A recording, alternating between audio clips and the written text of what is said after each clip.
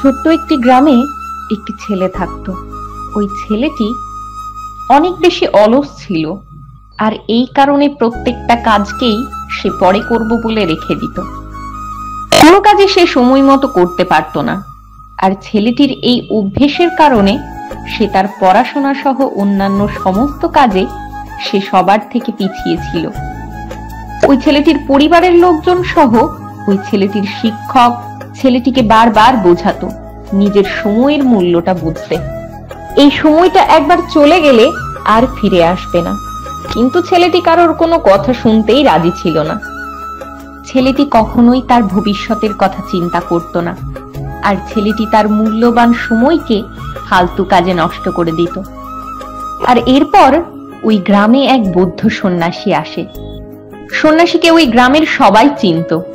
অনেক মানুষ ওই সন্ন্যাসীর সঙ্গে দেখা করতে চাইছিল, যাতে ওনার কাছ থেকে কিছু না কিছু শিখতে পারে। আর তখন ওই ছেলেটি সন্ন্যাসীর সঙ্গে দেখা করার জন্য যায়।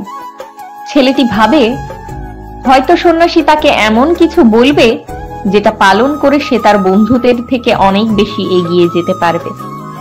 আর যখন সব শেষে ওই ছেলেটি বৌদ্ধ সন্ন্যাসীর কাছে গিয়ে পৌঁছায়, তখন ওই ছেলেটি বৌদ্ধ সন্ন্যাসীকে বলে, আপনি দয়া করে আমাকে একটু সাহায্য করুন। আমি আমার জীবনে হেরে গেছি। আমি আমার বন্ধু, আমার প্রতিবেশী, আমার ক্লাসের সহপাঠী সবার থেকে আমি পিছিয়ে আছি। আমি সবার আগে যেতে চাই। আমি সবার থেকে ভালো হতে চাই। দয়া করে আপনি আমাকে বলে দেন এর জন্য আমাকে কি কি করতে হবে। ওই বৌদ্ধ সন্ন্যাসী তখন ছেলেটির দিকে তাকিয়ে হাসে এবং বলে, তুমি এই কারণে সমস্যার মধ্যে আছো, তুমি তোমার সময়ের মূল্যটা বোঝো না। তুমি সব সময় তোমার গুরুত্বপূর্ণ কাজ পরে করবে বলে ফেলে রাখো, আর তুমি তোমার মূল্যবান সময়কে ফালতু কাজে নষ্ট করে দাও। আমি তোমাকে এখন একটি গল্প বলবো, যে গল্পটি শোনার পর তুমি তোমার সময়ের মূল্য খুব ভালোভাবে বুঝে যাবে। তখন ওই ছেলেটি খুব মনোযোগ দিয়ে বৌদ্ধ সন্ন্যাসীর গল্প শুনতে থাকে। বৌদ্ধ সন্ন্যাসী বলে, এক গ্রামে এক রাজা ছিল। ওই রাজা খুব দয়ালু এবং উদার মনের ছিল। রাজা তার প্রজাদের খুব ভালোবাসত। আর একদিন ওই রাজা তার পুরনো বন্ধুর সঙ্গে দেখা করার জন্য যায়, যে বন্ধুটা তার সঙ্গে একই আশ্রমে পড়াশোনা করত। ওই বন্ধুটা অনেক অলস এবং গরিব ছিল, তাই তার কাছে না কোনো কাজ ছিল, না কোনো টাকা ছিল, আর না কোনো সম্মান ছিল। আর এই জন্যই সে সব সময় তার নিজের ভাগ্যকে দোষ দিত, আর নিজের এই জীবনের কারণে অন্যদের দোষ দিত। এরপর রাজা তার ওই বন্ধুর অবস্থা দেখে খুব আফসোস করে। রাজা তার বন্ধুর জীবন এবং সমস্ত সমস্যার সম্পর্কে জিজ্ঞাসা করে। তারপর রাজার বন্ধু খুব মন খারাপ করে বলে, আমি জানি না কেন সবাই বলে যে আমি জীবনে কোনোদিন কোনো কিছু করতে পারবো না। যখন আমি কোনো কাজ খোঁজার জন্য যাই, তখন সবাই আমাকে কাজ দেবার জন্য মানা করে দেয়। আমি বুঝতে পারছি না আমি এখন কি করব। এরপর রাজা বলে, ঠিক আছে, এখন আমি তোমাকে একটি সুযোগ দিতে চাই। আজ সূর্য অস্ত যাবার আগে তুমি রাজমহলের কোষাগারে গিয়ে যতটা ধন সম্পদ নিয়ে আসতে পারবে, সেই সব কিছুই তোমার হয়ে যাবে। কিন্তু মনে রেখো, তোমাকে এই সব কিছু সূর্য অস্ত যাবার আগেই করতে হবে। এরপর ওই বন্ধুটি বাড়ি ফিরে এসে তার স্ত্রীকে সমস্ত কথা খুলে বলে। এই কথা শুনে ওই লোকটির স্ত্রী খুব খুশি হয়ে যায়। আর লোকটির স্ত্রী বলে, তুমি দ্রুত যাও আর রাজকোষাগার থেকে ধন সম্পদ নিয়ে এসো। এরপর ওই বন্ধুটা বলে, আমি এখন যেতে পারবো না, আমার খুব খিদে পেয়েছে। সবার আগে তুমি আমাকে কিছু খেতে দাও। এরপর তার স্ত্রী কিছু খাবার তৈরি করে আর তাকে খেতে দেয়। আর সে ধীরে ধীরে খাবার খেতে খেতে ভাবে, রাজমহল থেকে ধন সম্পদ নিয়ে আসার জন্য তার হাতে অনেক সময় রয়েছে। এই কারণেই খাবার খাওয়ার পর সে একটু ঘুমিয়ে নেয় আর ভাবে, কিছুক্ষণের জন্য ঘুমিয়ে নিই, তারপর ধন সম্পদ আনার জন্য যাব। সে ভাবে কিছুক্ষণের জন্য সে ঘুমিয়ে থাকবে আর তারপর উঠে পড়বে। তারপর যখন সে ঘুম থেকে ওঠে তখন দেখে দুপুর হয়ে গেছে।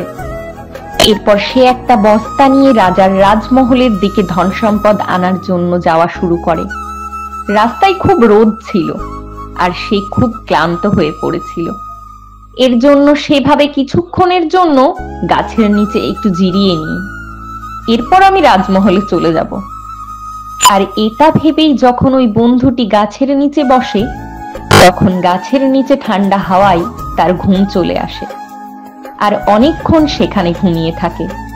আর যখন সে চোখ খোলে তখন সে দেখে প্রায় সন্ধ্যা নেমে এসেছে, সূর্য প্রায় অস্ত গেছে। এরপর ওই বন্ধুটি দ্রুত দৌড়তে দৌড়তে মহলের দিকে যাওয়া শুরু করে, কিন্তু এখন অনেক দেরি হয়ে গেছে। সূর্য অস্ত গেছে আর রাজমহলের গেট বন্ধ করে দেওয়া হয়েছে।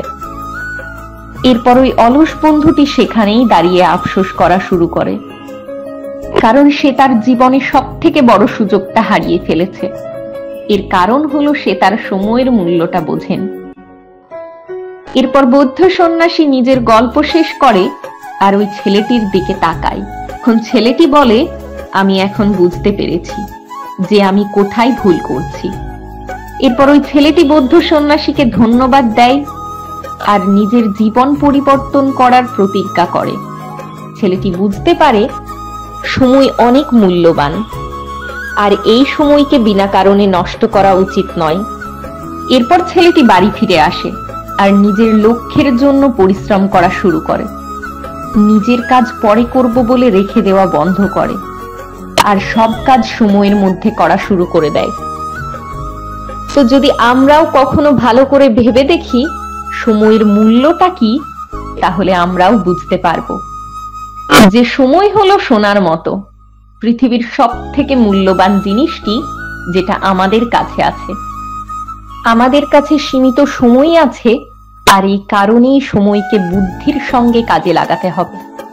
আমাদের এই মূল্যবান সময়কে ফালতু কাজে নষ্ট করলে চলবে না এবং সেই সমস্ত কাজে সময় দিতে হবে যেই কাজটি আমাদের জন্য সত্যিই খুব গুরুত্বপূর্ণ। আমাদের কোনো কাজকেই পরে করব বলে রেখে দেওয়া উচিত নয়, বরং সেই কাজকেই সময়ের মধ্যে ভালো করা উচিত। খুব সুন্দর একটি কথা আছে, যদি আপনি আপনার সময়কে গুরুত্ব দেন তাহলে সময় আপনাকে গুরুত্ব দেবে, কিন্তু যদি আপনি আপনার এই সময়কে নষ্ট করেন তাহলে সময় আপনার জীবন নষ্ট করে দেবে। যদি আপনি 1 বছরের মূল্যটা বুঝতে চান তাহলে আপনি সেই স্টুডেন্টকে জিজ্ঞাসা করুন যেই স্টুডেন্ট 1 নম্বরের জন্য এক্সামে ফেল করেছে। যদি আপনি 1 মাসের মূল্যটা বুঝতে চান তাহলে সেই মানুষটিকে জিজ্ঞাসা করুন যেই মানুষটি তার 1 মাসের স্যালারি পায়নি। যদি আপনি 1 সপ্তাহের মূল্য বুঝতে চান তাহলে আপনি সেই মানুষটিকে জিজ্ঞাসা করুন যেই মানুষটি 1 সপ্তাহ হসপিটালে ভর্তি ছিল। যদি আপনি 1 দিনের মূল্য বুঝতে চান তাহলে সেই মানুষটিকে জিজ্ঞাসা করুন যে সারা দিন খাবার খেতে পায়নি। যদি আপনি 1 ঘন্টার মূল্য বুঝতে চান তাহলে সেই মানুষটিকে জিজ্ঞাসা করুন যে 1 ঘন্টা ধরে কারোর জন্য অপেক্ষা করছে।